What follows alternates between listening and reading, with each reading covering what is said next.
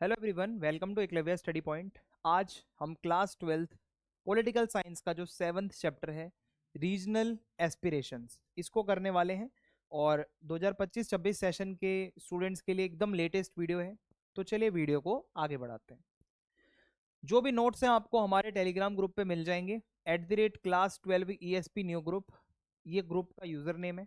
यहाँ पे आपको PDF, लेटेस्ट अपडेट्स, वीडियोस के सारे लिंक, आने वाली अपकमिंग वीडियोस के, वो सब कुछ आपको एक ही जगह पे मिल जाएगा।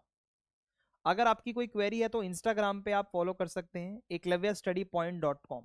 ठीक है, हमारी वेबसाइट भी है और एकलव्य स्टडी पॉइंट नाम से हमारा इंस्टा का यूजर नेम भी है। ठीक है, ये वेबसाइट है, यहाँ पे आपको नोट्स मिल जाएंगे। सबसे पहले हमें थोड़ा सा बैकग्राउंड समझना होगा, रीजनल एस्पिरेशंस का मतलब क्या होता है। आज का जो हमारा चैप्टर है वो किस बारे में है। तो देखो, जब हमें इंडिपेंडेंस मिली तो इंडिया के सामने सबसे बड़ा टास्क था नेशन बिल्डिंग का, कि जितने भी एरियाज हैं, जितने भी लोग हैं, उन सभी को जोड़कर एक रखना। ठीक है, तो नेशन बिल्डिंग एक कंटिन्यूस प्रोसेस होता है, एक टाइम में आपको अचीवमेंट नहीं मिलती। मींस ये OTP नहीं है जो वन टाइम में सब हो जाएगा। ओवर द टाइम नए चैलेंजेस आते हैं, अलग अलग जगहों पे रहने वाले लोग अपनी नीड्स को एक्सप्रेस करते हैं, सरकार से कुछ डिमांड्स करते हैं। ये चीज़ें कभी रुकती नहीं है, आती रहती हैं सामने। देखो, रीजनल एस्पिरेशंस का मतलब क्या होता है।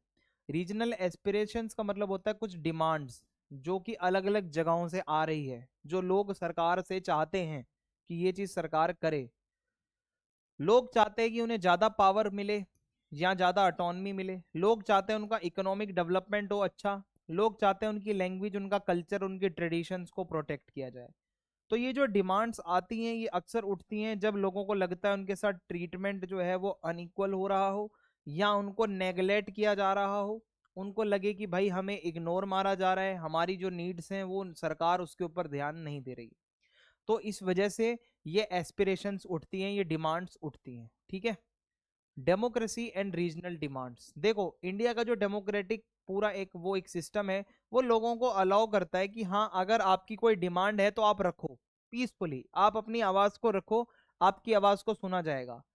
कभी जब इग्नोर किया जाता है तो ये भी देखा जाता है ये मूवमेंट्स अक्सर वॉयलेंट या मिलिटेंट भी हो जाते हैं। स्टिल हमारा जो इंडियन सिस्टम है वो अच्छे से हैंडल करता है, बातचीत करके, नेगोशिएशन करके, पीसफुल टॉक्स करके।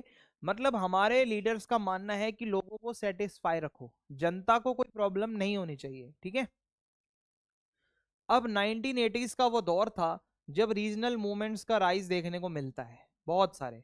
जैसे असम था, असम का अपना एक मैटर था कि वहां जो इलीगल माइग्रेंट्स घुसे हुए हैं उनको बाहर निकालना, ताकि एसमीज आइडेंटिटी को प्रोटेक्ट किया जा सके।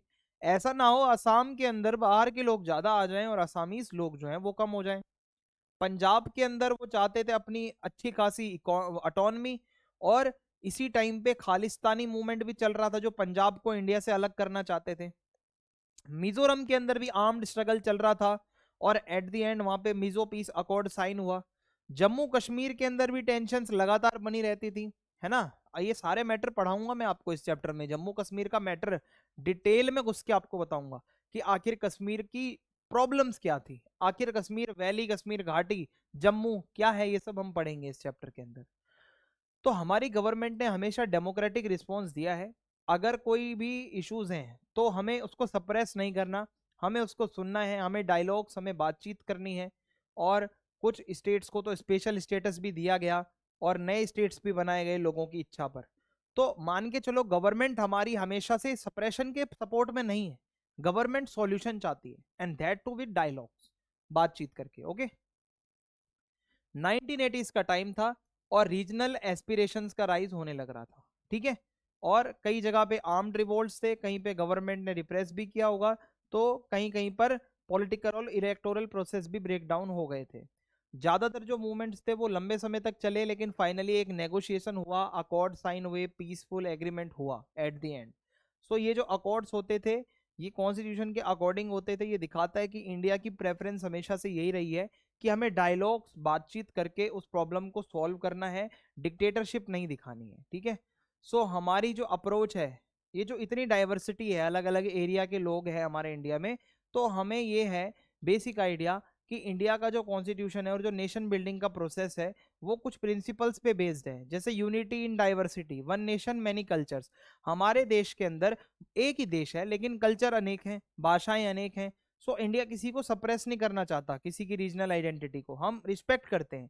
सो जो आइडिया है कि भाई नेशन का मतलब ये नहीं है कि आप मतलब नेगेशन ऑफ रीजन, भाई आप सबको रिस्पेक्ट दोगे, ठीक है, आप सबको इक्वल लेके चलोगे। हर लिंग्विस्टिक और रीजनल ग्रुप को ये आइडिया है वो अपने कल्चर, लैंग्वेज और ट्रेडिशंस को प्रिजर्व करे, ठीक है। ये हर किसी का राइट है जो उससे कोई छीनने नहीं वाला। तो इंडिया का हमेशा रास्ता एक डेमोक्रेटिक रहा है। जैसे यूरोपियन नेशंस में क्या होता है, कल्चरल डाइवर्सिटी को एक थ्रेट माना जाता है, तो लोगों को ये लगता है कि भाई इसको सप्रेस कर दो। पर इंडिया हमेशा से ही डाइवर्सिटी को अपनी स्ट्रेंथ मानती है। हमारी डेमोक्रेसी कहती है सभी को देखो, आप अपनी बातें रखो, जो रीजनल एस्पिरेशन है आपकी पीसफुली एक्सप्रेस करो, ये ना आर्म्ड रिबेलियन, आप कहीं पे हथियार चला दो, ठीक है। Political parties to raise regional issues, political parties बना लो आप अपने मुद्दे है ना रखने के लिए, रीजनल डिमांड्स जो भी हैं वो आप रखो। सो रीजनल वॉइसेस को सप्रेस नहीं किया जाता। डेमोक्रेटिक पॉलिटिक्स में रीजनल वॉइसेस आना बहुत आम बात है, उनको सुना जाता है, उनके ऊपर काम किया जाता है, यही एक्सपेक्टेड होता है। बैलेंस बनाना होता है यूनिटी और डाइवर्सिटी के बीच का। टेंशंस वर नेचुरल, ये होती हैं, ठीक है। बैलेंसिंग नेशनल यूनिटी ये आपको करना पड़ेगा, ये हमेशा आसान टास्क नहीं होता। समटाइम्स क्या होता है, national interest overshadowed regional ones, कभी कभी देश के लिए जो चीज सही नहीं होती पर रीजन के लिए अच्छी होती है, वो भी काम करना पड़ जाता है मजबूरी में। तो होता क्या, स्टिल हमारा इंडियन सिस्टम यही चाहता है कि बातचीत हो, डायलॉग हो, एकोमोडेशन और फेडरल फ्लेक्सिबिलिटी, यानी कि सभी स्टेट्स को, सभी रीजन्स को ऑटोनॉमी मिले, सबको वो पावर मिले, सबको इंक्लूसिवनेस का एहसास हो, और डायलॉग्स के साथ वो मैटर को सॉल्व करो। अगर इवन इफ कोई मैटर आ भी जाता है तो बातचीत करके उसको सॉल्व करो, उसका रास्ता निकालो, ठीक है। बैकग्राउंड समझते हैं। तो 1947 के बाद लगातार इंडिया के सामने कुछ डिफिकल्टीज आ रही थी जो उसको यूनाइटेड रखने में प्रॉब्लम्स क्रिएट कर रही थी। जैसे रिफ्यूजीज का क्राइसिस था, प्रिंसली स्टेट को जोड़ दिया था तो ये भी बहुत बड़ी प्रॉब्लम थी। स्टेट्स को लैंग्वेज के बेसिस पे रिओर्गेनाइज करना। सो बहुत सारे बाहर के ऑब्जर्वर्स ने तो कह दिया था कि इंडिया तो भाई इतनी डाइवर्सिटी के साथ एक देश तो ज्यादा समय तक टिक नहीं पाएगा, क्योंकि यार इतनी ज्यादा डाइवर्सिटी के साथ कोई देश कैसे काम कर लेगा। मतलब इतनी डिमांड जहां पे रोज उठती हैं तो उस देश का क्या होगा। तो अर्ली कुछ जो रीजनल कॉन्फ्लिक्ट्स हैं मैं आपको वन बाय वन उनका नाम बताता हूँ। जम्मू एंड कश्मीर, जैसे ही इंडिपेंडेंस मिली कश्मीर एक सेंसिटिव इशू बन गया। ये कॉन्फ्लिक्ट सिर्फ इंडिया पाकिस्तान का नहीं है, ये एक पॉलिटिकल एस्पिरेशन भी है वहां के लोगों की, कश्मीर घाटी के कुछ लोग हैं वहां पे अभी भी ऐसे जो चाहते थे कश्मीर को अलग करना। नॉर्थ ईस्ट इंडिया के अंदर मैं आपको बताऊं एक पूरा एग्रीमेंट नहीं बन पा रहा था कई जगहों पर कि ज्वाइन करना है इंडिया को या नहीं करना। नागालैंड और बाद में मिजोरम, वो वहां पे बहुत पावरफुल मूवमेंट्स होती हैं, ठीक है, डिमांडिंग इंडिपेंडेंस और ग्रेटर ऑटोनमी। वहां के लोग चाहते थे कि हमें अलग होना है, हमें अपनी पावर बढ़ानी है, हम ऐसे नहीं रहेंगे। साउथ इंडिया के अंदर भी एक द्रविड़ मूवमेंट चला था, द्रविड़ नाडु नाम से एक सेपरेट वो लोग बनाना चाहते थे अपना एरिया। बाद में क्या हुआ कि भाई इनकी डायरेक्शन थोड़ी सी चेंज हुई और डेमोक्रेटिकली ये काम करने लगे। पहले तो ये बिल्कुल ही एंटी इंडिया हो रहे थे, ये एंटी हिंदू हो रहे थे कि भाई द्रविड़ हम अलग ही वो बनाएंगे कुछ। और कई जगह लिंग्विस्टिक और कल्चरल मूवमेंट्स भी देखने को मिलते हैं। 1950s का टाइम था, बहुत बड़े लेवल पे प्रोटेस्ट वगैरह चलती रहती थी, जैसे आंध्र प्रदेश में, कर्नाटक में, महाराष्ट्र में, गुजरात में ये हो रहा था। तमिलनाडु के अंदर एंटी हिंदी प्रोटेस्ट चल रही थी, भाई हिंदी लैंग्वेज के अगेंस्ट आप हिंदी को इतनी वैल्यू मत दो, ये चल रहा था। नॉर्थ इंडिया के अंदर प्रो हिंदी मूवमेंट थी कि भाई हिंदी को ही मेन लैंग्वेज रखना है। पंजाब के अंदर वो चाहते थे अपना पंजाब नाम से अलग स्टेट बनाना, पहले ग्रेटर पंजाब था, वहां से पंजाब अलग हो गया, हिमाचल अलग हो गया, हरियाणा अलग हो गया। बाद में छत्तीसगढ़, उत्तराखंड, झारखंड भी बने, ठीक है, ईयर 2000 में ही आगे चल के। तो इंडिया ने ये सारी डाइवर्सिटी को बहुत अच्छे से मैनेज करके रखा है। ऐसा नहीं है कि हमने यहाँ पे कोई सब कुछ सिस्टम को पलट दिया, धीरे धीरे सारी चीजें हुई हैं। लेकिन अभी भी कुछ चैलेंजेस ऐसे हैं जो रिजॉल्व नहीं हो पा रहे हैं। कश्मीर का इशू, नागालैंड का इशू, ये कॉम्प्लेक्स इश्यूज हैं बहुत, और नए चैलेंजेस भी आए, जैसे खालिस्तान मूवमेंट, असम का फॉरेनर्स का इशू, और मिजोरम के अंदर इंसर्जेंसी होना, ठीक है। ये सारे मैटर्स इस चैप्टर के मेन कोर पॉइंट्स हैं। हम वन बाय वन इन सभी चीज़ों के ऊपर फोकस करेंगे, क्योंकि ये सब चीज़ें बहुत मैटर करती हैं। ये रीजनल स्ट्रगल्स दिखाते हैं कि डाइवर्सिटी और यूनिटी मतलब क्या होता है एकदम एक अपोजिशन, मतलब उसमें चलते हैं, अपोजिट डायरेक्शंस में चलते हैं, ठीक है। और इंडिया की स्ट्रेंथ है कि हमें पीसफुल और डेमोक्रेटिक सॉल्यूशन चाहिए। अगर कोई मैटर आ भी गया ऐसा, तो हमें शांतिपूर्वक तरीके से बैठ के उसको सॉल्व करना है।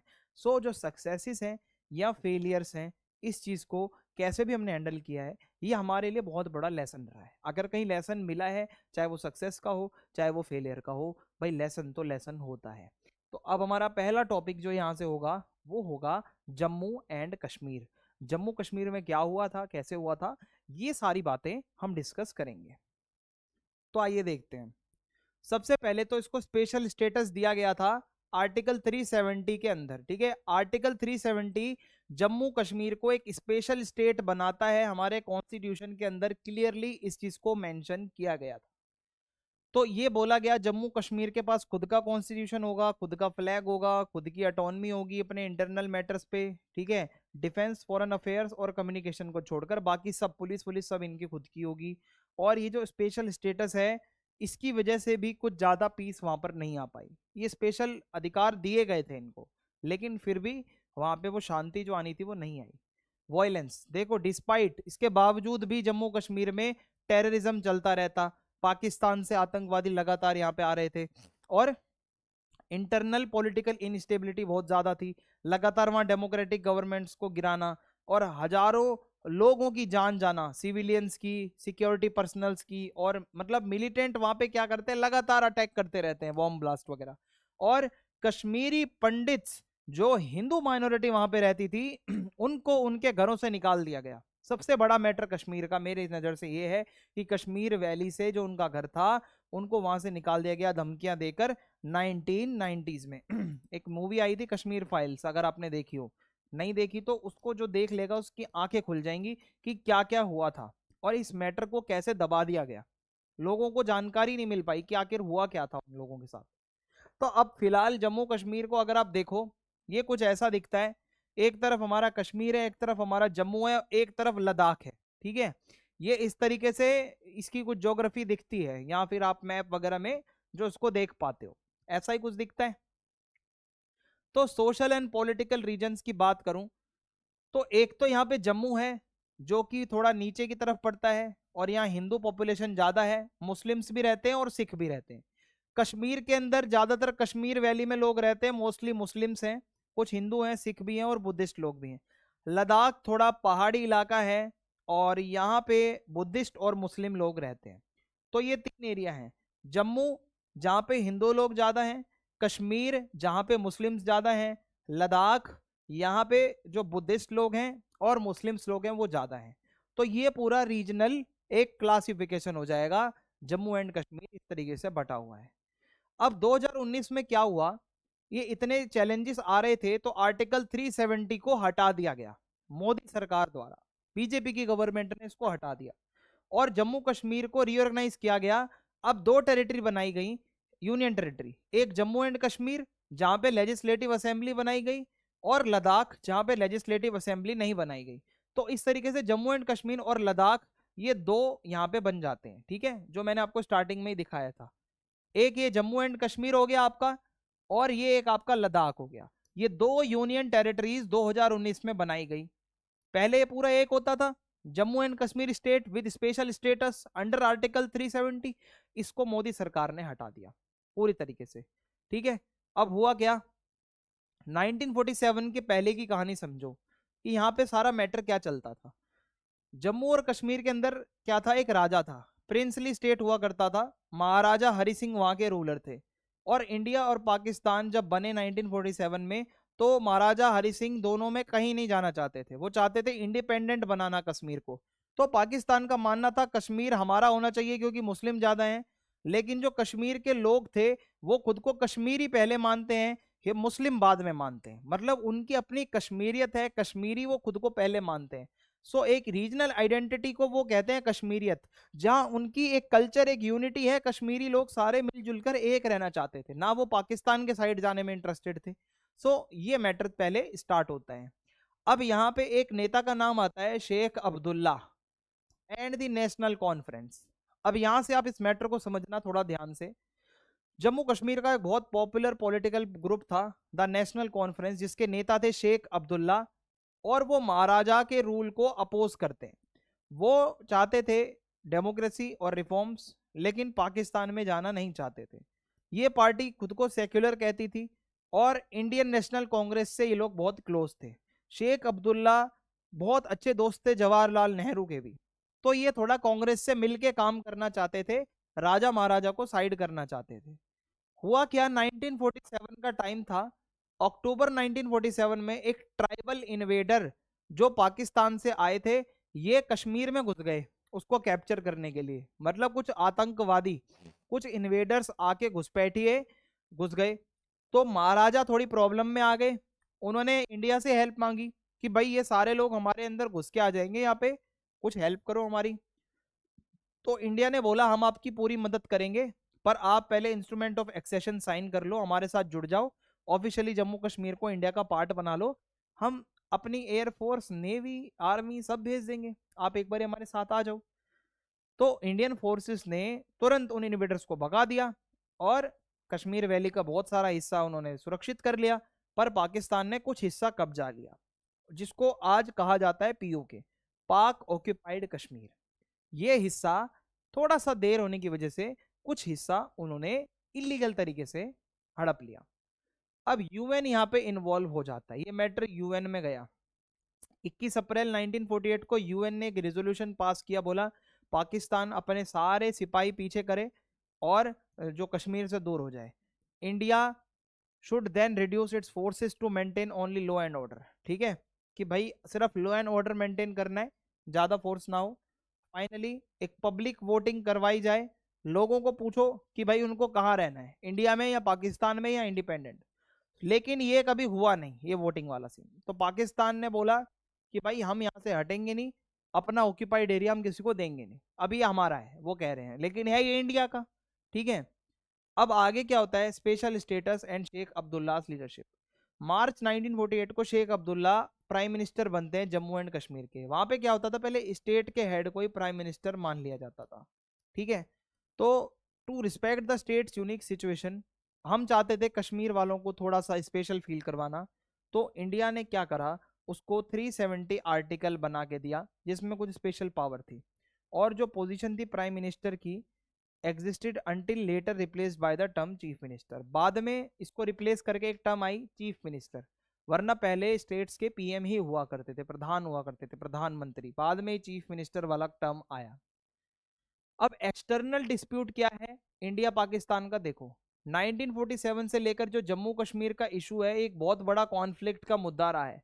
पाकिस्तान क्लेम करता है कि पाकिस्तान कहता है कश्मीर वैली पाकिस्तान की है क्योंकि वहां पे मुस्लिम्स रहते हैं, और 1947 में उसने ट्राइबल इन्वेजन भी करवाया था, सपोर्ट किया था, जिसके बाद वॉर भी हुई थी। तो रिजल्ट ये निकला कि जो कुछ पार्ट था पीओके, ठीक है, the part of the state under Pakistan control is known as Pakistan occupied Jammu and Kashmir, PoJ के।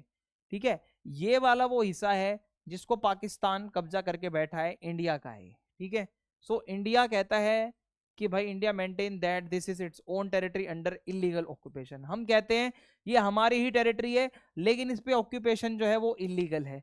आपको बता दूं, जो ये वाला एरिया ये चाइना इलीगली ऑक्यूपाई करके बैठा है, हमारे पास लीगली यही एरिया है बस। ठीक है, जहां पे हमारे लोग रहते हैं, जहां पे हमारा भी कंट्रोल है।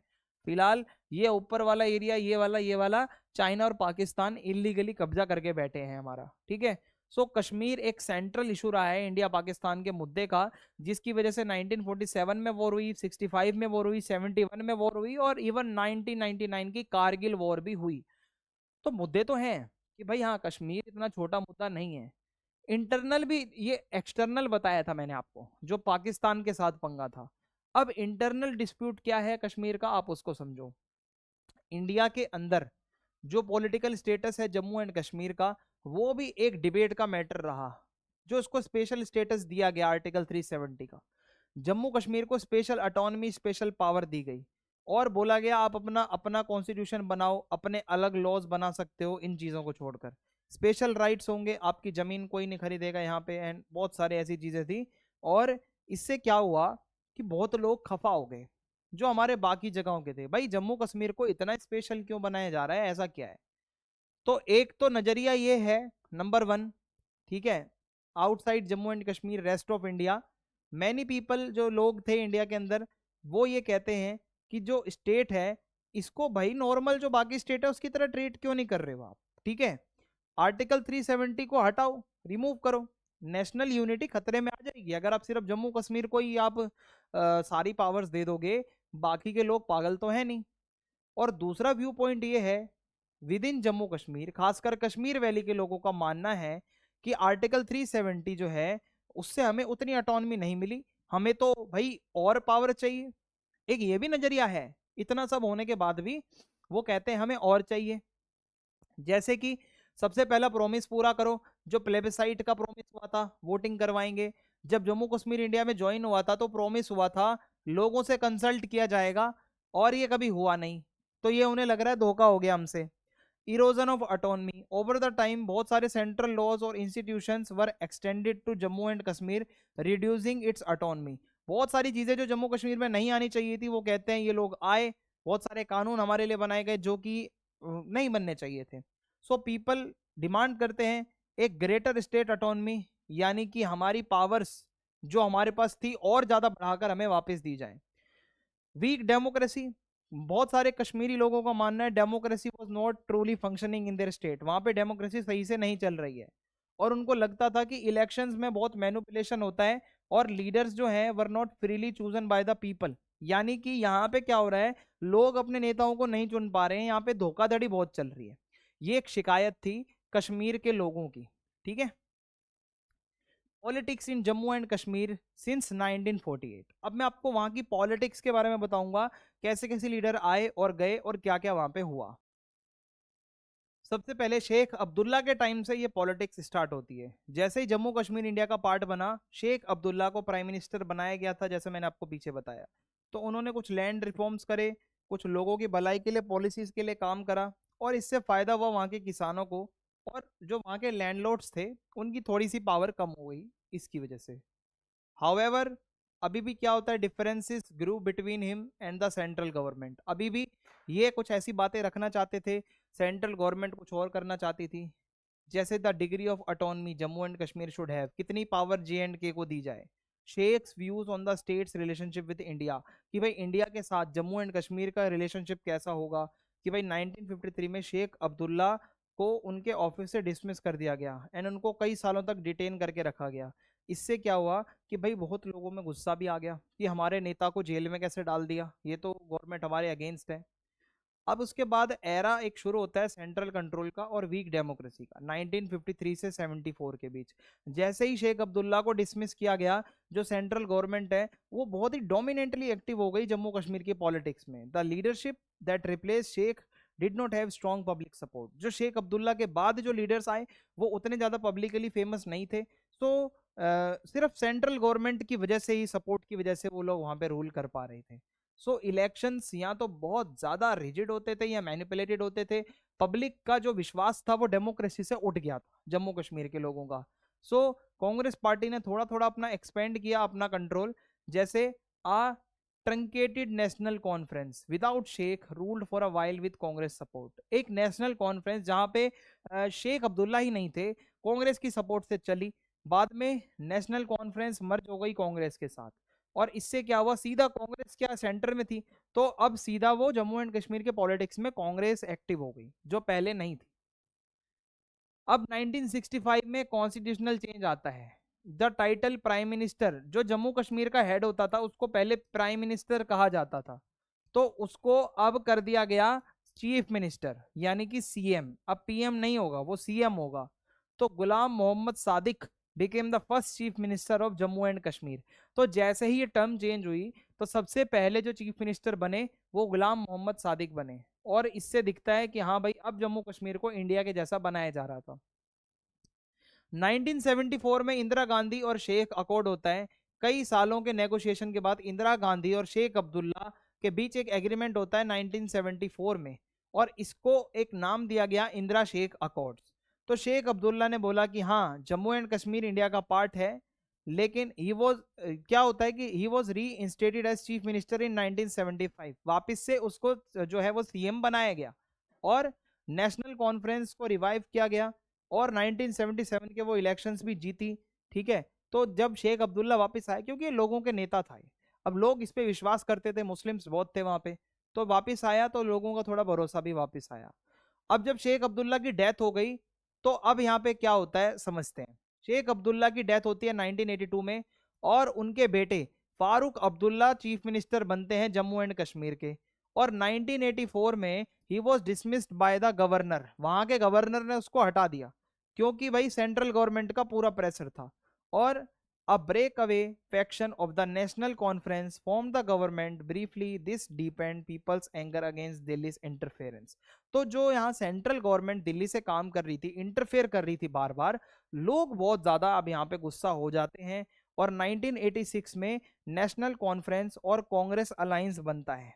ठीक है, मतलब इन्होंने क्या करा, कुछ लोग जो कांग्रेस सपोर्टर थे अलग हो गए और नेशनल कॉन्फ्रेंस को कांग्रेस के साथ जाके जोड़ दिया, और ये एक अलायंस बना। लेकिन आगे चलकर क्या हुआ, but it further eroded public trust as many Kashmiri saw it as a compromise with the centre. कई सारे कश्मीरी लोगों का भरोसा नहीं था इस अलायंस के ऊपर, उनको लग रहा था कि ये कॉम्प्रोमाइज कर रहे हैं जब भी कांग्रेस के पीछे पीछे जा रहे हैं। तो इसके कॉन्सिक्वेंसेस क्या हुए, लगातार किसी को डिसमिस कर देना, अलायंस बनना, इंटरफेयर होना दिल्ली से। तो इससे जो डेमोक्रेसी जम्मू एंड कश्मीर में चलनी थी वो चल नहीं पा रही थी जितने अच्छे से चलनी चाहिए थी। तो जो कश्मीरी लोगों का ट्रस्ट था, ठीक है, वो अब थोड़ा सा हिल गया। लोगों को फील होने लगा कि स्टेट की ऑटोनमी जो है वो लगातार अंडरमाइंड है, यानी कि उनको कोई सीरियस नहीं ले रहा है और बहुत बुरा हो रहा है। ये जो इतना ज्यादा डिसकंटेंट और पॉलिटिकल एलिनेशन है, इससे क्या होता है, वहां कश्मीर के अंदर मिलिटेंसी का जन्म होता है 1980s में। लोगों ने हथियार उठा लिए, लोग आतंकवादी बन गए, और लोगों ने गवर्नमेंट के खिलाफ सीधा एक नफरत भर ली दिमाग में। अब टाइम आता है 1987 से 2002 के बीच का, जिसको कहा जाता है इंसर्जेंसी का पीरियड, जहां सबसे ज्यादा बवाल मचा। 1987 में असेंबली इलेक्शन हुए, नेशनल कॉन्फ्रेंस और कांग्रेस का अलायंस जीत गया, और इलेक्शन जो था माना जाता है बहुत रिजिड था, और बहुत ज़्यादा मतलब घपलेबाजी हुई थी कि भाई मैनिपुलेशन था। तो लोगों का डेमोक्रेसी से भरोसा उठ गया, यूथ थोड़ी अलग हो गई और गुस्से में चली गई। और 1989 के आसपास यहाँ पे एक आतंकवादी घटनाएं शुरू हो गई, एक आर्म्ड इंसर्जेंसी देखने को मिलती है। ऐसी आवाजें उठने लगी जहां हथियारों का यूज हो रहा था, डिमांड हो रही थी आजाद कश्मीर की, कश्मीर को अलग देश बनाना है। जो मिलिटेंट्स होते थे उनको पूरा सपोर्ट मिलता था, मोरल भी, मटेरियल भी और मिलिट्री भी, हर तरीके का सपोर्ट फ्रॉम पाकिस्तान। और वायलेंस के हाथ चला गया पूरा स्टेट, टेररिज्म, प्रेसिडेंट का रूल इम्पोज किया गया, आर्मी ने वहां पे कंट्रोल ले लिया कि भाई इतना मैटर जब जा रहा है, लोग आतंकवादी बन रहे हैं, ये बहुत बड़ी प्रॉब्लम है और ऐसी प्रॉब्लम्स नहीं आनी चाहिए। ठीक है भाई, आतंकवादी घटनाएं जो थी वो बहुत ज्यादा होने लग रही थी।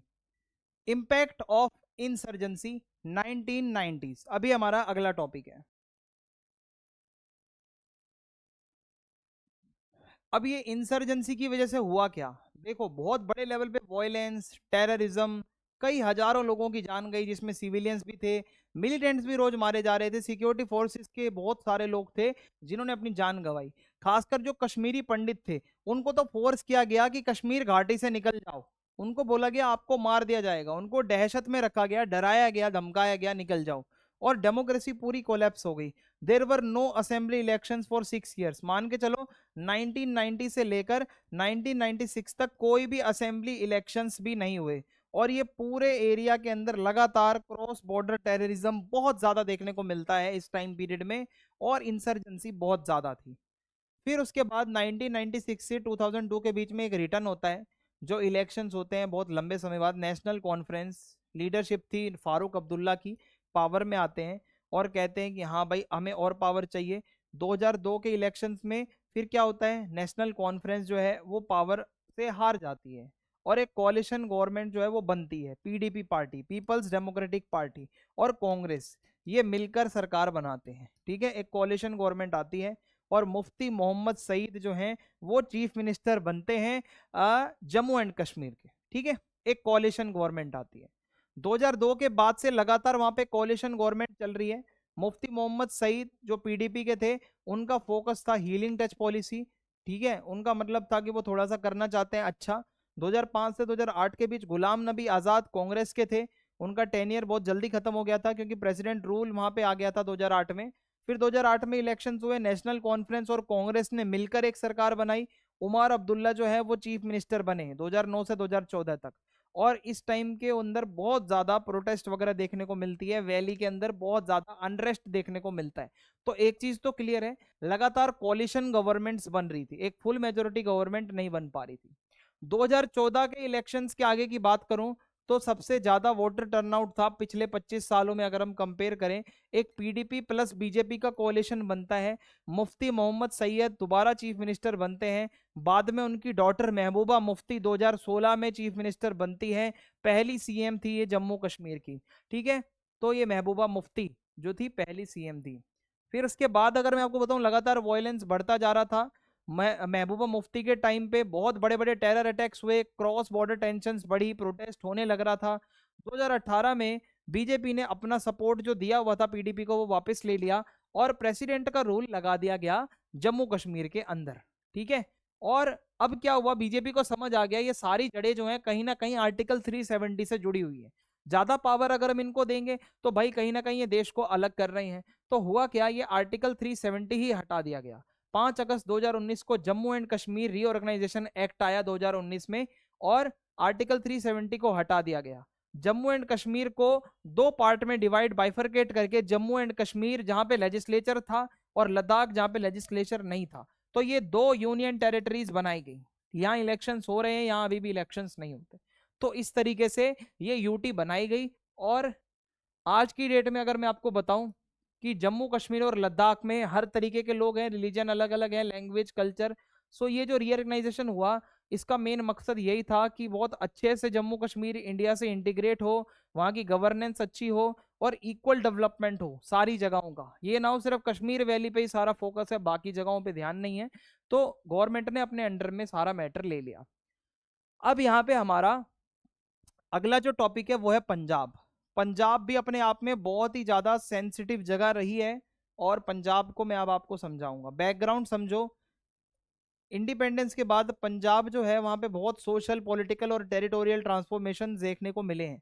सबसे पहले तो 1947 का जो पार्टीशन था, तो पंजाब आधा चला गया पाकिस्तान में, आधा रह गया इंडिया के पास में। और बहुत बड़ा माइग्रेशन हुआ, सिख और हिंदू जो है वो इंडिया वाले पंजाब में आए और जो मुस्लिम्स थे वो पाकिस्तान में गए। तो इससे पंजाब की रिलीजियस और सोशल कंपोजिशन पूरी चेंज हो गई। पहले पंजाब बहुत बड़ा हुआ करता था, पाकिस्तान तक फैला हुआ था, वो आधा वहां चला गया, मुस्लिम्स ने ले लिया, और आधा इधर आ गया। अब हुआ क्या, 1966 में जब बाकी स्टेट्स को रीऑर्गेनाइज किया जा रहा था तो पंजाब को 1966 तक वेट करना पड़ा। और पंजाब के 3 पार्ट हुए। जहां पंजाबी बोली जाती थी उसको पंजाब बनाया गया, जहां हिंदी बोलने वाले, हरियाणवी बोलने वाले लोग थे वो हरियाणा, और जो हिली एरिया था, पहाड़ी इलाका, उसको बना दिया गया हिमाचल प्रदेश। तो एक छोटा पंजाबी स्पीकिंग एरिया बना जिसको हम कहते हैं पंजाब। और वहां की मेजोरिटी में रहते हैं जो लोग हैं वो हैं सिख। ठीक है भाई, तो इस तरीके से ये पंजाब बना है। वहां की जो मेन पार्टी थी वो Akali Dal, the voice of Sikh politics. So Akali Dal को 1920 में बनाया गया था, एक पॉलिटिकल विंग थी ये सिख लोगों की। जो भी जितने भी सिख हैं वो अपनी आवाज रखने के लिए इसको बनाया था उन्होंने। तो इनका गोल था सिखों के राइट के लिए आवाज उठाना। बाद में इन्होंने पंजाबी सूबा मूवमेंट स्टार्ट करा। इनका डिमांड यही थी कि पंजाब से, मतलब एक जो ग्रेटर पंजाब है वहां से एक अलग एक स्टेट बने पंजाबी स्पीकिंग लोगों का सिर्फ। ठीक है, ये इस तरीके से इनकी डिमांड आई। सो ये मूवमेंट सक्सेस हुआ। 1966 में प्रेजेंट डे पंजाब जो आज आप देख रहे हो ये बनता है। तो अकाली दल क्यों इंपॉर्टेंट है, क्योंकि ये सिख लोगों की जो इंटरेस्ट है, उनकी भलाई की बातें हैं, उनके लिए जो बातें हैं, मुद्दे हैं, उनको उठाने के लिए जाना जाता है। अब 1966 के आगे का पॉलिटिकल सिनेरियो आप समझो क्या होता है। ठीक है, जो पंजाबी सूबा बन गया तो इलेक्शंस हुए। अकाली दल की गवर्नमेंट 2 बारी बनी। 1967 में पहली कोalition गवर्नमेंट आई, फिर 77 में दोबारा कोalition इनको करना पड़ रहा है। दोनों गवर्नमेंट में या तो सेंट्रल का इंटरफेरेंस हो जाता था, सेंट्रल गवर्नमेंट का, या इनकी पॉलिटिकल यूनिटी नहीं बन पाती थी। जो गवर्नमेंट होती थी वो सही से मिलजुल कर काम नहीं कर रही थी। अब चैलेंजेस क्या क्या आए अकाली को जो फेस करने पड़े, सबसे पहले तो सेंट्रल गवर्नमेंट जो कांग्रेस की पार्टी है वो अक्सर अकाली दल की गवर्नमेंट को 5 साल पूरे नहीं होने देती थी पहले ही। ये कांग्रेस की बहुत आदत थी किसी का टाइम पीरियड पूरा नहीं होता था, किसी को भी वो डिसमिस करवा देते थे। तो ये बहुत देखने को मिलता है। और हिंदुओं का सपोर्ट इस पार्टी को ज्यादा नहीं था। ज्यादातर हिंदू कांग्रेस को वोट करते थे, अकाली दल को नहीं करते थे। तो अकाली दल का एक जो स्टेबल मेजोरिटी बेस है वो उनको नहीं मिल पाया, सिर्फ सिख लोगों का सपोर्ट था। लेकिन जो हिंदुओं का सपोर्ट होना चाहिए वो अभी भी नहीं मिल पा रहा था। इंटरनल डिविजन्स भी थे। देखो सिख कम्युनिटी जो है ना, वो खुद कास्ट में बटी हुई है। जट जो होते हैं वो अलग है, मजहबी अलग हैं, रामगढ़िया अलग हैं, और उनकी क्लासेस भी बनी हुई है। अमीर वाले सिख अलग हैं, गरीब वाले जो लेबरर हैं वो अलग हैं। तो जब सिख लोग आपस में ही बट जाएंगे तो वो अकाली दल किसके लिए काम करेगा? कांग्रेस मजबूत हो रही है, स्ट्रांग हो रही है, क्योंकि भाई दलित हो चाहे हिंदू हो चाहे सिख हो चाहे अर्बन हिंदू हो, सारे के सारे कांग्रेस के साथ हैं। तो इस तरीके से कांग्रेस पंजाब में स्ट्रांग हुई। तो अकालीस को इनसिक्योरिटी फील हुई। इवन दो पंजाब जो रीऑर्गेनाइज हुआ था वो पंजाबी आइडेंटिटी के लिए हुआ था, लेकिन अकालियों को ये चीज रियलाइज हो गई उनकी पॉलिटिकल पावर सिक्योर नहीं है, सेंट्रल गवर्नमेंट लगातार इंटरफेयर करती है, उनकी ऑटोनॉमी कम है, कास्ट और कम्युनल डिवीजन जो है इसकी वजह से जो हमारी यूनिटी है वो कहीं ना कहीं कमजोर हो रही है, जो हमारी एकता होनी चाहिए वो नहीं आ रही है। सो जैसे ही पंजाबी सूबा बनाया गया 1966 में, अकालियों को ये चीज रियलाइज हो गई कि पॉलिटिकल पावर जो पंजाब में है वो अभी भी बहुत लिमिटेड है, क्योंकि सेंट्रल गवर्नमेंट लगातार हमारी इलेक्टेड गवर्नमेंट्स को डिसमिस कर देती है। कांग्रेस कांग्रेस जो है वो दलित और हिंदुओं के बीच में बहुत फेमस है, सिख कम्युनिटी खुद बटी हुई है। सो पंजाब के राइट्स के लिए और सिख के आइडेंटिटी के लिए लड़ना है तो अकालियों ने डिमांड करी थोड़ी और पावर चाहिए। 1970s में इन्होंने बोला और अटोनमी और पावर अपने को चाहिए, हमें अपनी बातें रखनी है। तो 1973 में आनंदपुर साहिब रिजोल्यूशन आता है। ये क्या हुआ, अकाली दल ने कॉन्फ्रेंस करी आनंदपुर साहिब में 1973 में। हुआ क्या, इनकी डिमांड थी कि हमें चाहिए भाई सेंट्रल गवर्नमेंट थोड़ा कम इंटरफेयर करे और स्टेट्स के पास ज्यादा पावर हो फाइनेंशियल मैटर्स पे, इंडस्ट्रीज पे और एग्रीकल्चर के मामलों में। हमें नहीं चाहिए कि सेंट्रल गवर्नमेंट ज्यादा घुसे।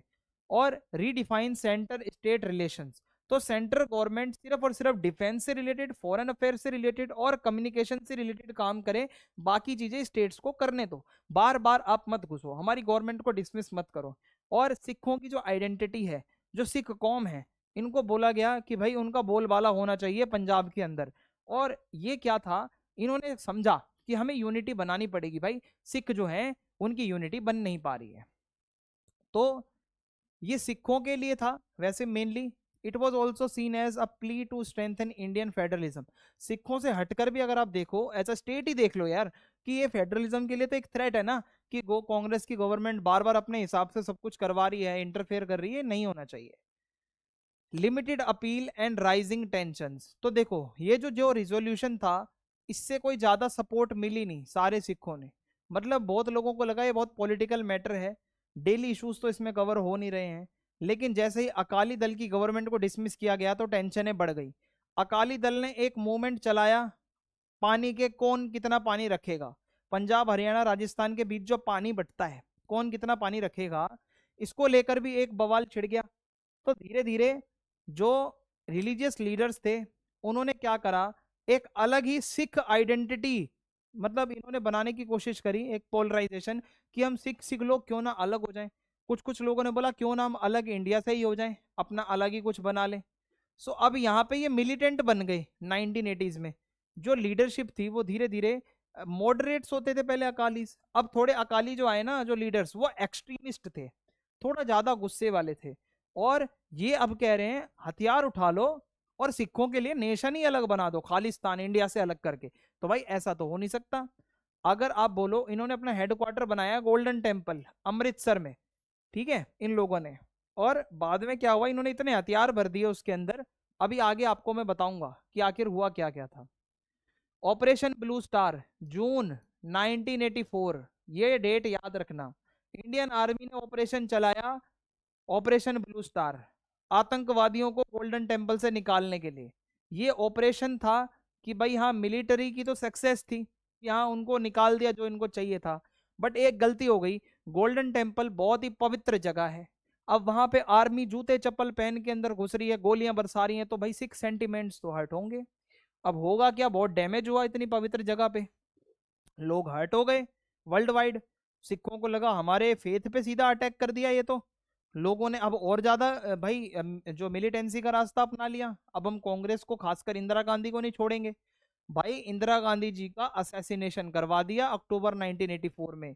प्राइम मिनिस्टर इंदिरा गांधी जी को खुद उनके बॉडीगार्ड ने ही, जो दोनों सिख थे, जो इस बात से हर्ट थे कि इन्होंने ऑपरेशन ब्लू स्टार में गोल्डन टेम्पल पे अटैक कैसे करवा दिया, उन्होंने ही, उनके बॉडीगार्ड ने ही उनको मरवा दिया और उन्होंने एक बदला लिया। और जैसे ही उनकी डेथ हुई तो भाई अब भारत में दंगे छिड़ गए सिखों के अगेंस्ट, दिल्ली में और नॉर्थ इंडिया में, कि जो सिख दिखे उसको मार दो। ये लिटरली यही हुआ था। और बहुत तगड़े दंगे हुए थे 1984 के अंदर, सिख दंगे। 2000 से भी ज्यादा सिखों को दिल्ली में मारा गया।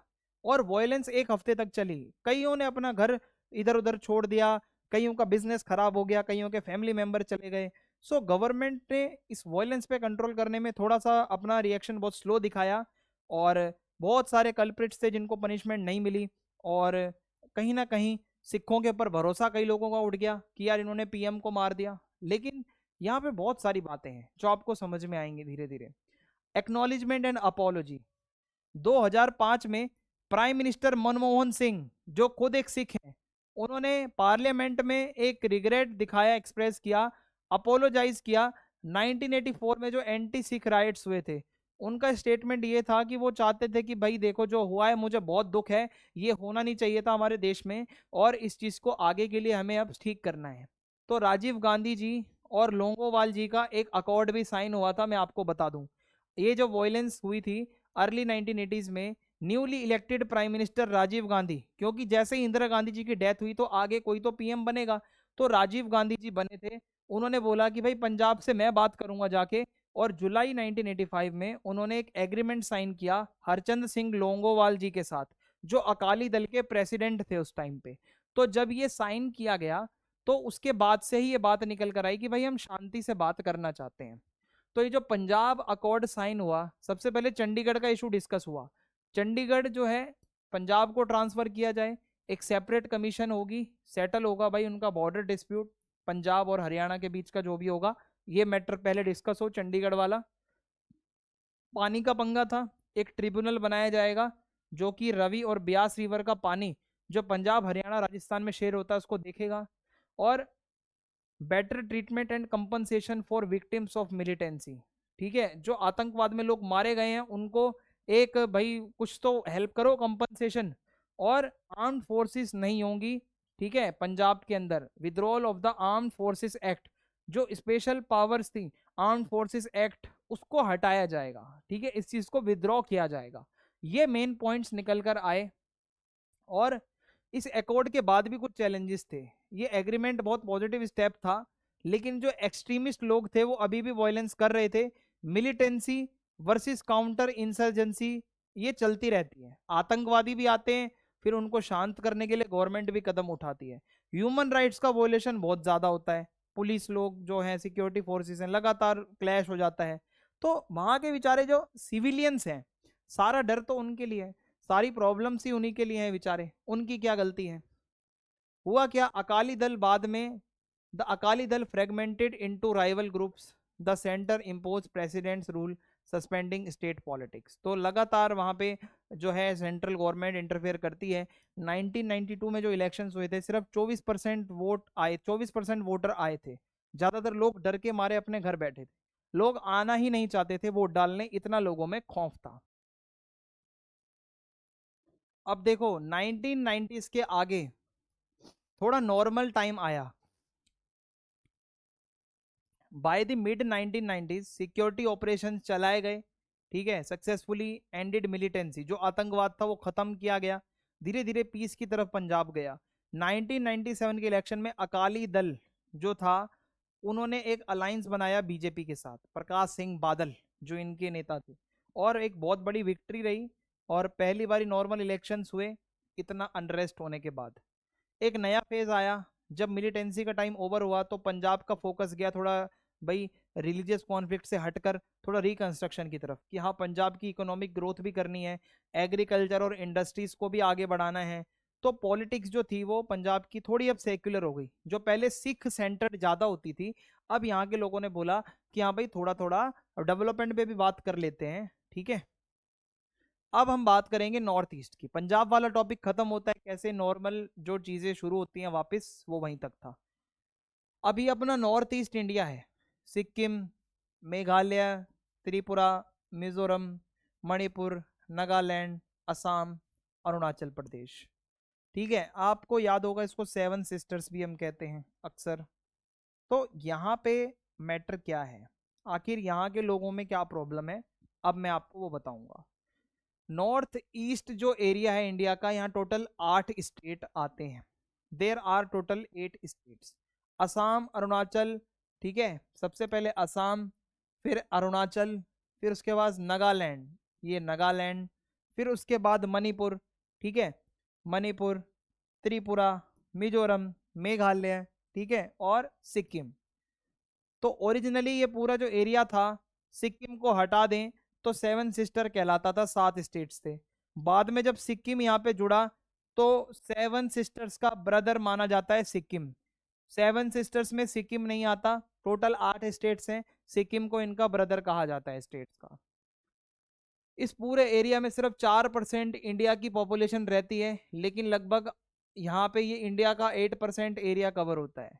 और it is connected to the rest of India through a narrow 22 kilometre wide Siliguri corridor. तो यहाँ पे आप अगर देखो, एक पतला सा रास्ता जाता है जिसके थ्रू ये इंडिया से कनेक्टेड है, इसको चिकन स्नैक कहा जाता है, ठीक है। और नॉर्थ ईस्ट जो है अपना, वो चाइना, म्यांमार, बांग्लादेश और भूटान के साथ बॉर्डर शेयर करता है। China, Nepal, Bhutan, Bangladesh and Myanmar इस तरफ से, तो इसके साथ बॉर्डर शेयर करता है। तो बहुत ही सेंसिटिव एरिया है, हम इसको इग्नोर नहीं कर सकते भाई। अगर आप इसको इग्नोर करोगे तो बहुत प्रॉब्लम हो जाएगी। तो ईयर की बात करूं, 1947 से 49 के बीच त्रिपुरा, मणिपुर एंड जो खासी की पहाड़ियां हैं, जिसको आज हम मेघालय कहते हैं, वो इंडिया में शामिल हुए। और ये पहले प्रिंसली स्टेट हुआ करते थे। 1963 में नागालैंड को एक अलग से एक स्टेट बनाया गया। 1972 में मणिपुर, त्रिपुरा और मेघालय, इनको एक पूरा प्रॉपर स्टेट बनाया गया। 1987 में मिजोरम और अरुणाचल प्रदेश को स्टेट बनाया गया। तो इस तरीके से ये डेवलपमेंट्स यहाँ पे देखने को मिलते हैं। अब चैलेंजेस क्या है, सबसे पहले ये ज्योग्राफिकली बहुत आइसोलेटेड एरिया है। बेसिकली ये जो चिकन नेक वाला एरिया है ना, ये बहुत खतरनाक एरिया है। कैसे ये इंडिया से कट ऑफ कर सकता है, बिल्कुल, क्योंकि ये कट ऑफ था भी 1947 से पहले, इनका अलग ही सब कुछ चल रहा था। सो ये रीजन बहुत लैंड लॉक्ड है, इकोनॉमिक बैकवर्डनेस यहाँ बहुत ज्यादा है, कनेक्टिविटी थोड़ी कम है, मतलब थोड़ा पिछड़ा हुआ एरिया है, ये मानना पड़ेगा। इस रीजन में अगर आप देखो, एथनिकली और कल्चरली बहुत डाइवर्स एरिया है। हंड्रेड्स ऑफ ट्राइबल लोग यहाँ पे रहते हैं, एसटी, ठीक है, शेड्यूल्ड ट्राइब्स, एसटी बहुत है यहाँ पे। लैंग्वेज बहुत अलग अलग है और अपनी खुद की इनकी आइडेंटिटी है, ये लोग बिल्कुल अलग हैं। और यहाँ की डेमोग्राफी बहुत ही चेंज होती रही है। माइग्रेशन जब हुआ, बांग्लादेश वगैरह से लोग जब नेपाल वगैरह से यहाँ पे घुस के आए, तो यहाँ पे इनकी पॉपुलेशन बदली, जिसके लिए यहाँ पे प्रॉब्लम भी क्रिएट हुई। यहाँ के लोगों की जमीनें गई, लोगों की जॉब्स, धंधे, बिजनेस, लोगों ने आवाज उठाई कि बाहर से लोग अगर आकर हमारे एरिया में रहेंगे तो हमारा बिजनेस, हमारा धंधा, हमारी जॉब्स ये खतरे में हो सकती हैं कहीं ना कहीं। तो हुआ क्या, नेग्लेक्ट एंड अंडर डेवलपमेंट। तो इतना दूर है और इतना इसका जो टेरेन है, बहुत भाई जमीन बहुत उबड़ खाबड़ है, तो इस पे अटेंशन ज्यादा कोई देता नहीं था। तो इस वजह से जो मेन स्ट्रीम इंडिया है, जो इंडिया मेन चलता है, जैसे नॉर्थ ईस्ट को थोड़ा सा इग्नोर किया जाता रहा था। अब यहाँ का जो मेजर पॉलिटिकल इशू था नॉर्थ ईस्ट का, देखो सबसे पहले था इनको ऑटोनॉमी चाहिए थी। बहुत सारे वहाँ के ग्रुप थे जो चाहते थे पॉलिटिकल और कल्चरल ऑटोनॉमी। हम चाहते हैं कि इंडिया के साथ रहेंगे बट थोड़ी पावर ज़्यादा दो, क्योंकि हमारी आइडेंटिटी की रिस्पेक्ट नहीं की जा रही है। कुछ लोगों ने, सम ग्रुप्स थोड़े आगे बढ़ गए, वो कहते हैं कि हमें इंडिया से ही अलग होना है। जैसे Naga movement, Mizo national front insurgency, इन्होंने भी आतंकवादी जैसा वो काम करना शुरू कर दिया, अलग होने लग रहे हैं। और अपोजिशन टू आउटसाइडर, ये इनका तीसरा इशू है कि जो बाहर से लोग आ रहे हैं उनको निकालो, जो बांग्लादेशी, नेपाली आ रहे हैं उनको यहाँ से भगाओ, हम नहीं चाहते उनके साथ रहना। उनको डर था हमारी जमीन चली जाएगी, हमारी जॉब चली जाएगी, हमारा कल्चर खत्म हो जाएगा। तो एंटी फॉरनर के प्रोटेस्ट बहुत ज्यादा यहाँ पे नॉर्थ ईस्ट में चलते रहे हैं। तो ये कुछ मैटर्स हैं। अब यहाँ पे देखो, ये जो ऑटोनॉमी की डिमांड है, इसको समझते हैं, इसका बैकग्राउंड कैसा है। 1947 के बाद क्या हुआ था, जो पूरा नॉर्थ ईस्ट का एरिया है, मणिपुर और त्रिपुरा को छोड़कर पूरा एरिया असम के अंदर आता था। ये एक बहुत बड़ा असम का ही एक पूरा एम्पायर था। और यानी कि अलग अलग जो एथनिक और ट्राइबल ग्रुप्स थे वो सिर्फ असम के ही गवर्नमेंट के अंदर रहते थे, उनका अलग से नहीं था, तो वो एक ही थे। तो अभी डिमांड आई कैसे? Assam government tried to impose the Assamese language, इन लोगों के ऊपर असमी लैंग्वेज को थोपा गया ऑफिशियल लैंग्वेज बना के। तो इन लोगों में डर आ गया कि जो नॉन एसमीज ट्राइब्स हैं, जो इनकी ट्राइब नहीं है, वो इनके लैंग्वेज कल्चर और आइडेंटिटी को खत्म कर देंगी। तो लोगों ने दंगे फसाद करे, प्रोटेस्ट करे पूरे एरिया में, क्योंकि भाई अपना कल्चर तो देखो हर किसी को पसंद होता है, हर कोई बचाना चाहता है। अब क्या होता है, ट्राइबल मूवमेंट्स यहाँ पे कैसे स्टार्ट होती हैं? जो ट्राइबल लीडर्स थे उनको ये चीज फील हुई कि उनका जो फायदा है, ठीक है, were being ignored by the एसमीज majority, कि भाई ट्राइबल लोगों की कोई सुन नहीं रहा है, जो एसमीज लोगों का काम का है, मतलब वो अपना करते हैं, हमारा नहीं देखते। सो इसकी वजह से ईस्टर्न इंडिया ट्राइबल यूनियन बनाया गया। ठीक है, एक ट्राइबल यूनियन बना 1950s के लेट में, और बाद में ऑल पार्टी हिल लीडर्स कॉन्फ्रेंस नाम से एक ग्रुप बन गया, एक यूनाइटेड फ्रंट बन गया।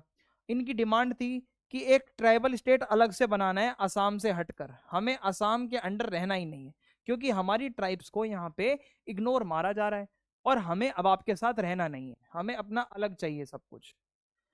तो नया स्टेट बना मेघालय, असम से निकला 1972 में, मिजोरम असम से निकला 1972 में, पर पूरा स्टेट 1987 में बना। अरुणाचल प्रदेश असम से ही निकला 1972 में, पर पूरा स्टेट 1987 में बना।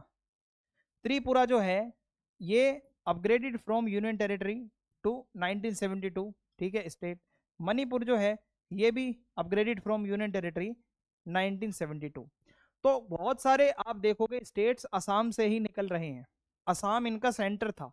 पर धीरे धीरे क्या हुआ, असम वाले सिर्फ अपना एसमिस कल्चर थोपना चाह रहे थे, तो ये तो कोई नहीं सहेगा।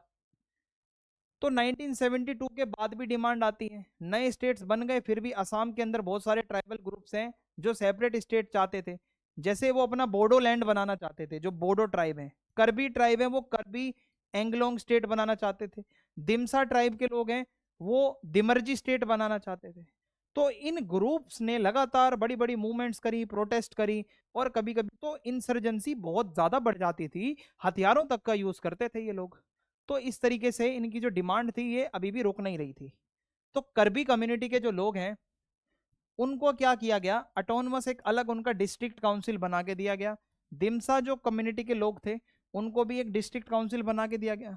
बोडो कम्युनिटी के जो लोग थे, बोडो लैंड टेरिटोरियल काउंसिल बना के दी गई, a form of autonomous council, इनको भी एक काउंसिल बना के दी, भाई यहाँ पे खुश रहो, थोड़े से लोग हो यार, अपना यहाँ पे संभाल लो, अलग से क्या तुम स्टेट मांग रहे हो, ऐसे थोड़ी होता है। तो हुआ क्या, अटोनमीज की ये जो डिमांड थी ये बहुत ज्यादा चलती थी, सेसेशनिस्ट मूवमेंट भी बहुत ज्यादा चलती थी। ठीक है, ये चाहते थे कि अलग ही कर दो। सो बहुत मुश्किल है इनको हैंडल कर पाना, क्योंकि ये इंडिया की यूनिटी और सॉवर्निटी के ऊपर बहुत बड़ा खतरा है। तो दो सबसे बड़े सेसेशनिस्ट मूवमेंट जो चले नॉर्थ ईस्ट के अंदर, एक तो मिजोरम में था और दूसरा नागालैंड के अंदर था, जो बहुत ज्यादा खतरनाक था, द मिजो मूवमेंट। अगर मैं आपको मिजो मूवमेंट के बैकग्राउंड दूं तो आजादी के बाद जो मिजो हिल्स हैं, ठीक है, वो एक अटोनमस डिस्ट्रिक्ट बना था असम के अंदर ही, इनको पावर दी गई थी। बहुत सारे मिजो लोगों का ये मानना था कि वो कभी ब्रिटिश इंडिया के पार्ट थे नहीं, तो हमें क्यों इंडिया के अंदर घुसा रहे हो, मतलब इनका ये सवाल था। हुआ क्या, एक बारी अकाल पड़ गया 1959 में, जिसको मौतम फेमीन कहते हैं। इससे क्या हुआ, मिजो हिल्स में बहुत गुस्सा आ गया लोगों में, क्योंकि असम की गवर्नमेंट जो है वो सही से हैंडल नहीं कर पाई इस अकाल को। तो इससे क्या हुआ, मिजो नेशनल फ्रंट नाम से एक नेता था लाल डेंगा, ठीक है, नाम है इसका लाल डेंगा। इसने क्या करा, इन सभी लोगों का एक फ्रंट बना दिया मिजोस को जोड़कर, कि भाई अब हम अपनी आवाज उठाएंगे अच्छे से। हुआ क्या, मिजो नेशनल फ्रंट जो बना, इन्होंने हथियार उठाकर रिवोल्ट करना शुरू कर दिया 1966 में। पाकिस्तान से सपोर्ट मिली, और इसके अलावा ये लोग ईस्ट पाकिस्तान में भी जाते थे शेल्टर लेने, गुरिल्ला वॉर करते थे इंडियन फोर्सेस के साथ। और इंडियन गवर्नमेंट ने बहुत स्ट्रॉन्ग मिलिट्री एक्शन यूज किया, एयर फोर्स का भी इस्तेमाल किया, और अनफॉर्चुनेटली आम लोगों को भी बहुत चीजें फेस करनी पड़ी। सोचो कितना गुस्सा आएगा जब एक आतंकवादी आम लोगों की बस्ती में जाके छुप जाए, उसको मारने के चक्कर में 4 सिविलियन और बेचारे मारे जाएं। तो ये बहुत हुआ, 20 साल तक वायलेंस चली, दोनों तरीके से समझ आ गया दोनों साइड्स को, कोई इसमें जीत नहीं रहा है। लाल डेंगा जो है वो अपने एक्साइल से वापस आया, जब पाकिस्तान चला गया था वो छुप गया था। और वापस उसने राजीव गांधी से बातचीत करी आके, और मिजोरम का अकॉर्ड साइन करा 1986 में। तो मिजोरम के अकॉर्ड में, इस एग्रीमेंट में कुछ बातें हुई कि मिजोरम को पूरा स्टेट बनाएंगे और स्पेशल पावर देंगे। मिजो नेशनल फ्रंट ने बोला हम हथियार नहीं उठाएंगे, और लाल डेंगा पहला चीफ मिनिस्टर बना मिजोरम का, ठीक है, जब वो स्टेट बना प्रॉपर।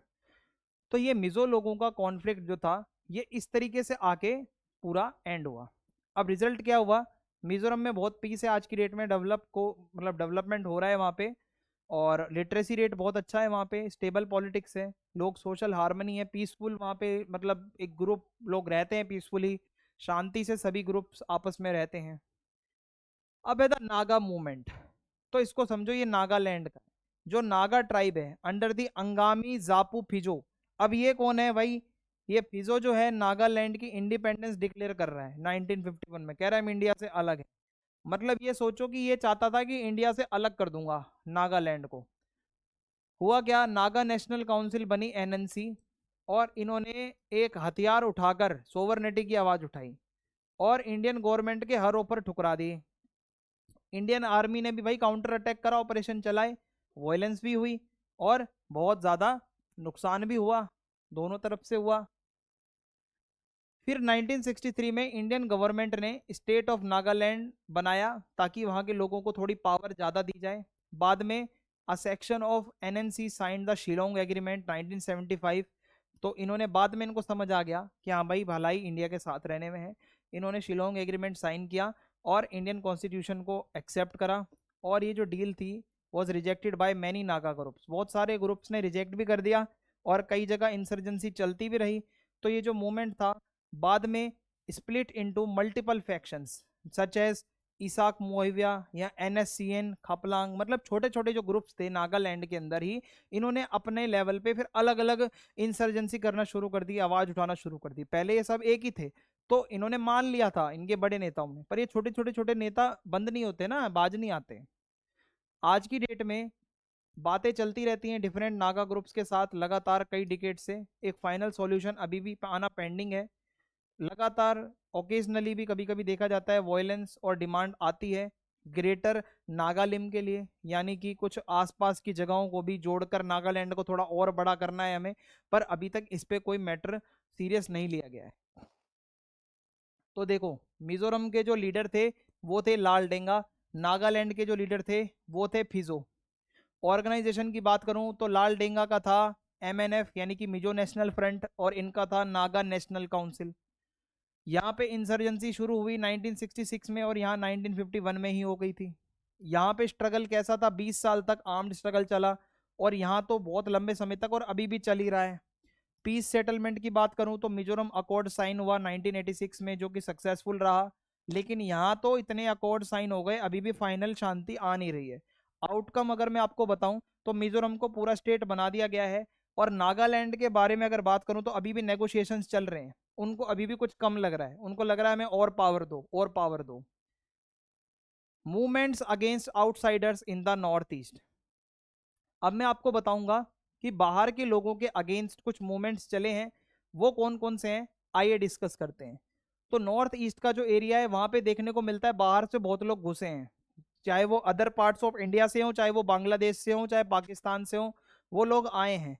और लोकल कम्युनिटीज ने इनको आउटसाइडर या फॉरेनर तक बोला है। मतलब लोकल लोगों को ये डर है कि हमारी नौकरी चली जाएगी भाई, और हमारी कल्चरल आइडेंटिटी खत्म हो जाएगी अगर ये दिस रिसेंटमेंट, ये जो इनका दुख है, इससे क्या हुआ कि कभी कभार यहाँ पे वॉयलेंस भी होती थी, कॉन्फ्लिक्ट भी होते थे, लोकल्स लोगों को डर था।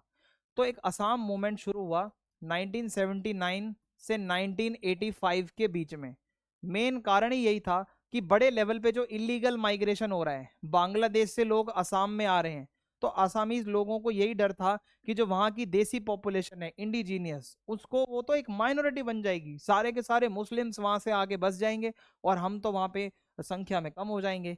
सो माइग्रेंट्स लोगों को बोला गया कि वो वहाँ के लैंड और रिसोर्सेज पे प्रेशर डाल रहे हैं, यहाँ पे गरीबी बढ़ा रहे हैं, यहाँ पे आके हमारी नौकरियां खा रहे हैं, हमारा जो नेचुरल वेल्थ है, यहाँ की ऑयल, यहाँ की टी, यहाँ का कोयला, वो सब यूज़ कर रहे हैं। तो हमें चाहिए कि सरकार इन लोगों को वापस से बाहर खदेड़े।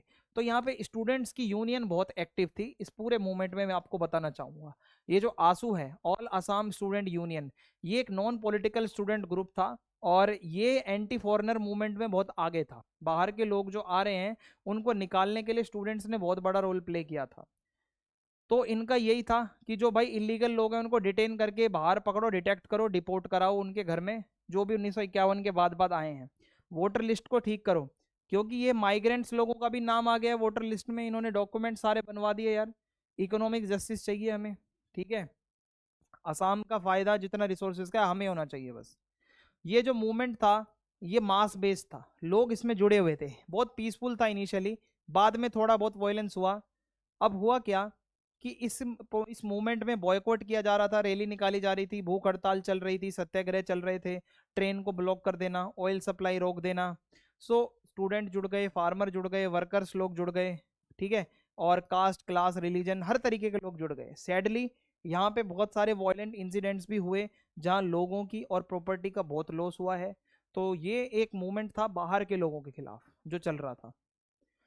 फिर 1985 में असम अकॉर्ड साइन हुआ, 6 साल तक ये टर्मोइल चला, तो राजीव गांधी जी पहुंचे, स्टूडेंट्स के साथ बात करी, और अगस्त 1985 में साइन हुआ गवर्नमेंट ऑफ इंडिया। और दूसरी तरफ से असम मूवमेंट के जो लीडर्स थे, आंसू के और एएजीएसपी के, ये दोनों लोग लीडर्स थे जो इस मूवमेंट को संभाल रहे थे, इनसे पीसफुली बातें हुई।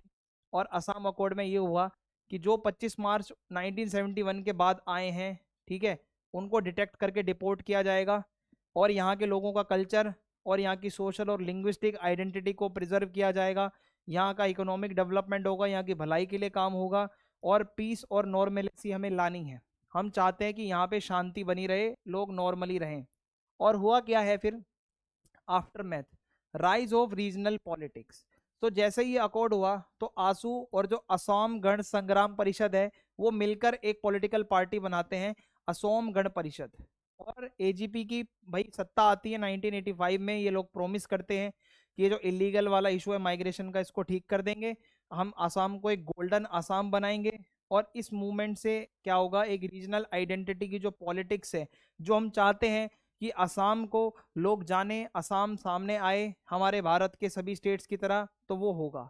लेकिन कुछ अनरिजॉल्व इश्यूज हैं, जो प्रॉब्लम है इलीगल माइग्रेशन का वो आज भी है, वहाँ कुछ लोग हैं। असम आज भी कहता है कि असमीज कौन है, आउटसाइडर कौन है, क्योंकि लोग घुस गए हैं आगे, जो 71 के बाद वाले लोग अभी भी निकल नहीं रहे हैं यहाँ से। So anti outsider sentiments exist करते हैं अभी भी। त्रिपुरा के अंदर भी है, tribal people became a minority due to migration. Tripura के अंदर जो वहाँ के असली लोग थे वो माइनॉरिटी बन गए, और बाहर के लोग जो इतने सारे आ गए वो ज़्यादा हो गए। मिजोरम और अरुणाचल प्रदेश में भी कुछ चकमा रिफ्यूजीज हैं, बाहर के आए हैं, वो आके अपनी जो है पॉपुलेशन बढ़ा रहे हैं, और वहाँ के लोग कम हो गए हैं। सो 75 ईयर्स ऑफ इंडिपेंडेंस के बाद भी इंडिया का जो नेशनल इंटीग्रेशन का मामला है ये अभी भी चल ही रहा है, चैलेंजेस आ ही रहे हैं। किसी को अपना स्टेट बनवाना है, किसी को ऑटोनॉमी ज़्यादा चाहिए, कहीं पे कोई सेपरेट हो रहा है। तो ये जो पीरियड है 1980 से लेकर, ये इंडिया की क्या एबिलिटी है बैलेंस करने की, यूनिटी को, इसको टेस्ट करता है कि क्या इंडिया की गवर्नमेंट ने बातचीत करी या इग्नोर करा। तो सबसे पहला लेसन हमने ये सीखा कि रीजनल एस्पिरेशंस जो है वो नेचुरल है आना, रीजनल एस्पिरेशंस एबनॉर्मल नहीं है। ये आवाज़ आ सकती है, बड़े से बड़े देश में भी होता है, चाहे स्कॉटलैंड और वेल्स हो यूके के अंदर, चाहे बास्क एरिया हो स्पेन का, चाहे श्रीलंका के तमिल्स हो। एस्पिरेशंस आना बहुत नॉर्मल बात है, ये आती हैं, और इंडिया में भी ये हुआ है, और इसको डेमोक्रेटिक एक एक्सप्रेशन माना जाए, कोई खतरा नहीं है। इसको आप एक अच्छे से आप बात करो तो हो जाएगा सॉल्व। डायलॉग से बात करो भाई, बातचीत करके सॉल्व करो, सप्रेशन इज नॉट ऑप्शन। जो सबसे बेस्ट तरीका है रीजनल एस्पिरेशंस को एड्रेस करने का वो है डेमोक्रेटिकली आप बात करो, फोर्सफुली किसी के ऊपर भी कुछ आप थोपो मत। तो 1980s में इंडिया ने एक तो खालिस्तानी मूवमेंट वाला क्राइसिस, असम का इशू, कश्मीर का इशू, नॉर्थ ईस्ट के इशू, ये सब चीज़ें फेस करी हैं हमने। सो मिलिट्री सप्रेशन आप मत करो ज़्यादा। गवर्नमेंट ऑफ इंडिया ने नेगोशिएशन भी करा, अकॉर्ड्स भी साइन करे, चाहे पंजाब अकॉर्ड हो, मिजोरम अकॉर्ड हो, असम अकॉर्ड हो, तीनों जगह हमने एग्रीमेंट की कोशिश करी है ना भाई, ऐसा तो नहीं है हमने दबा दिया किसी को। तो ये दिखाता है खासकर मिजोरम जैसे स्टेट जो हमने पीसफुली अपने में जोड़े बातचीत करके, तो बातचीत से बहुत कुछ हो सकता है। तीसरा लेसन है पावर शेयरिंग बहुत जरूरी है। डेमोक्रेसी सिर्फ इलेक्शन से नहीं आती, डेमोक्रेसी का मतलब है चाहे छोटी पार्टी हो चाहे बड़ी पार्टी हो, सबको पावर का शेयर मिले, स्टेट लेवल पे भी लोगों को ऑटोनॉमी और रिप्रेजेंटेशन मिले, नेशनल लेवल पर भी नेशनल डिसीजन जब लिए जा रहे हैं तो छोटे छोटे पार्टी से लोगों से भी पूछो। अगर किसी को लग रहा है कि हमें अलग थलग महसूस हो रहा है तो उनको भी आप साथ लेकर चलो। Cooperative federalism is all we need. हम चाहते हैं कि सभी साथ रहें, सभी इकट्ठा रहें, यूनाइटेड रहें। चौथा लेसन है अनइक्वल डेवलपमेंट। अगर कहीं का डेवलपमेंट ज्यादा नहीं हो रखा होगा तो इससे भी भेदभाव फील होगा, नहीं होगा कि नॉर्थ इंडिया में तो मोदी जी इतना सब कर रहे हैं, नॉर्थ ईस्ट में कुछ नहीं कर रहे, तो गुस्सा तो आएगा लोगों को। तो इससे क्या होगा कि सम स्टेट्स ग्रो रैपिडली, कुछ स्टेट्स तो बहुत आगे बढ़ जाते हैं, कुछ स्टेट गरीब रह जाते हैं। इससे क्या होता है, फिर लोग माइग्रेशन करते हैं, दूसरे स्टेट जो डेवलप हो गया है फिर लोग वहां पे जाके रहने लगते हैं, सोशल टेंशन्स बढ़ती हैं। तो भाई बहुत जरूरी है हर एरिया का डेवलपमेंट हो। हमारा कॉन्स्टिट्यूशन यही कहता है एक अच्छा फेडरल सिस्टम है, अगर रीजनल कोई नीड्स आ रही है तो उसको एड्रेस करो। ज़्यादातर स्टेट्स को पावर दी गई हैं, किसी किसी के पास स्पेशल पावर भी है, जैसे आर्टिकल 370 होता था पहले, जम्मू कश्मीर में स्पेशल पावर थी, उसको हटा दिया गया। एक सिक्स्थ शेड्यूल है, ये क्या है, ये कहता है कि gives autonomy to tribal areas, जैसे नॉर्थ ईस्ट है तो उनको थोड़ी सी पावर दी गई है, वो अपने लॉज कस्टम्स और ट्रेडिशंस को प्रिजर्व कर सकते हैं, सेफ गार्ड कर सकते हैं। ये है सिक्स शेड्यूल, इनके बचाव के लिए है, ये हमारा कॉन्स्टिट्यूशन इनको देता है।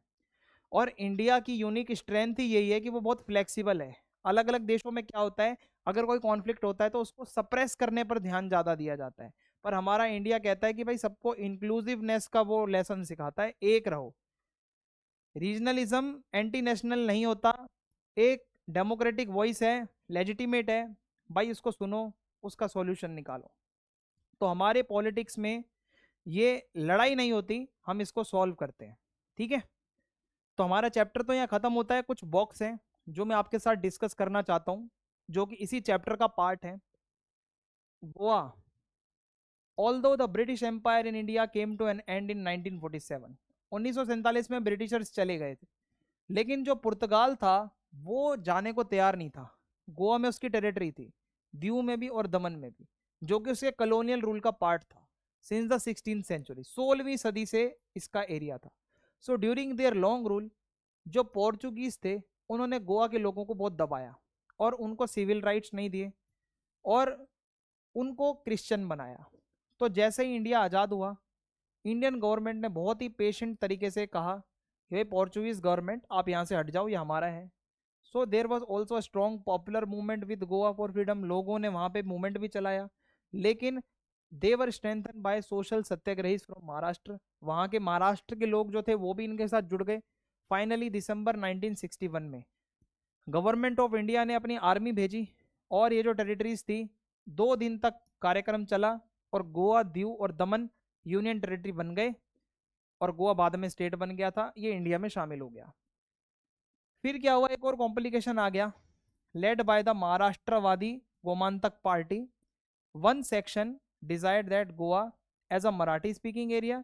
कुछ लोग कहते हैं इसको महाराष्ट्र में जोड़ दो क्योंकि ये मराठी बोलते हैं, और बहुत सारे गोवा वाले कहते हैं हमारी एक अलग गोवन आइडेंटिटी है, हमारा कल्चर अलग है, हमारी कोंकणी लैंग्वेज है, मराठी नहीं है। So they were led by the United Goan Party, इनकी अलग पार्टी।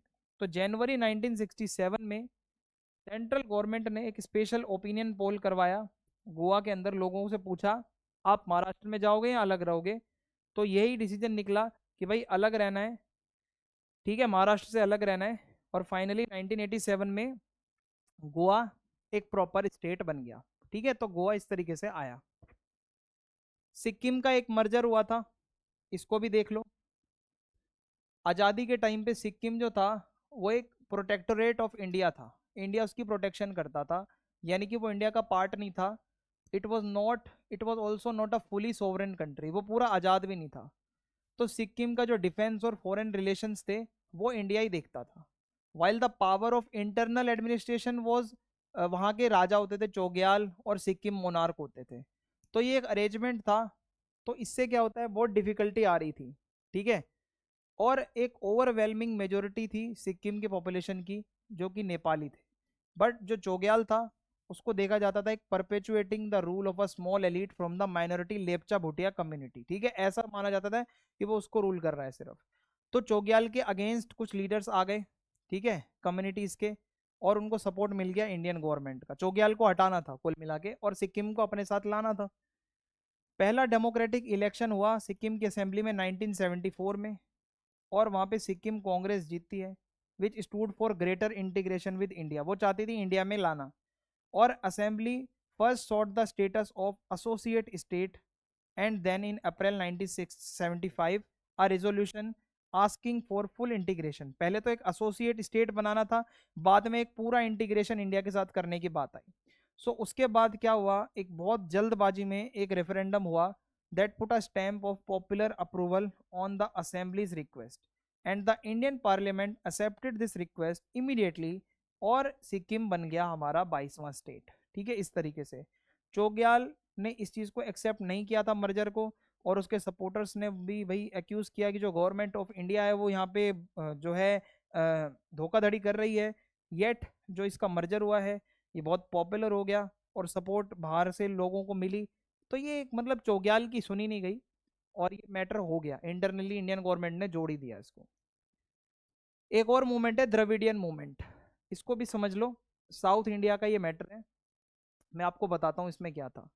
देखो, द्रविडियन मूवमेंट जो था वो बहुत ही ज्यादा स्ट्रॉन्ग मूवमेंट रहा है इंडिया में। इनका स्लोगन था वड्डकू वज गिरदू थेरकू थाई किरदू, यानी कि north prosperous while the south suffers, कि नॉर्थ इंडिया तो आगे बढ़ रहा है, साउथ इंडिया पिछड़ रहा है। और उनकी यही फीलिंग थी कि साउथ जो है उनको नेग्लेक्ट किया जा रहा है और नॉर्थ इंडिया बहुत ज़्यादा डोमिनेट कर रहा है, इकोनॉमिकली भी कल्चरल वाइज भी। मतलब नॉर्थ इंडिया तो आगे है, साउथ इंडिया बहुत ज़्यादा पिछड़ रहा है। और क्या हुआ, ये ईवी रामास्वामी पेरियार उनकी फोटो है। ठीक है, वो एक तमिल सोशल रिफॉर्मर थे। उन्होंने द्रविडर कशगम डी के नाम से एक ग्रुप बनाया 1940s में। मेन गोल था ब्राह्मणों का डोमिनेशन खत्म करना पॉलिटिक्स और जॉब्स में, सोशल जस्टिस और इक्वालिटी लाना, तमिल लैंग्वेज को और कल्चर को प्रोटेक्ट करना, और द्रविडियन जो एक आइडेंटिटी है, जो साउथ इंडियन होने का जो प्राइड है, उसको बचा के रखना। तो मेनली ये साउथ इंडियंस को प्रेजेंट कर रहे थे, बाद में ये तमिल तक रह गए। पॉलिटिकल लेगेसी की बात करूं तो जो डीके था, जो ये ग्रुप बना था, वो इलेक्टोरल पॉलिटिक्स से दूर रहता था, सोशल वर्क ज्यादा करता था। उसकी एक पॉलिटिकल लेगेसी पास आगे होती है। द्रविड़ मुनेत्र कशगम नाम से एक पार्टी बनती है जिसको सीएन अन्नादुराई ने बनाया था। डीएमके प्रॉपरली एक्टिव है पॉलिटिक्स में। ठीक है, उनके यहाँ पे अगर मैं आपको बताऊं, 3 मेजर एजिटेशन है 1953 से 54 के बीच। एक तो कल्लाकोड़ी वाला मैटर है।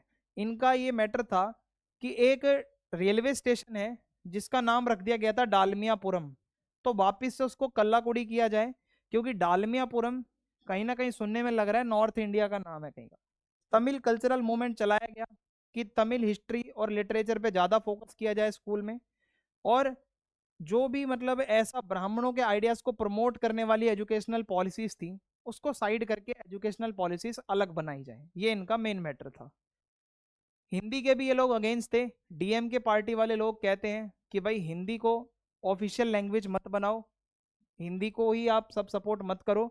एंटी हिंदी थे ये लोग, और तमिल लोग इनको बहुत सपोर्ट कर रहे थे, एंड तमिल आइडेंटिटी वाले जितने लोग थे वो सब इनके साथ जुड़ गए।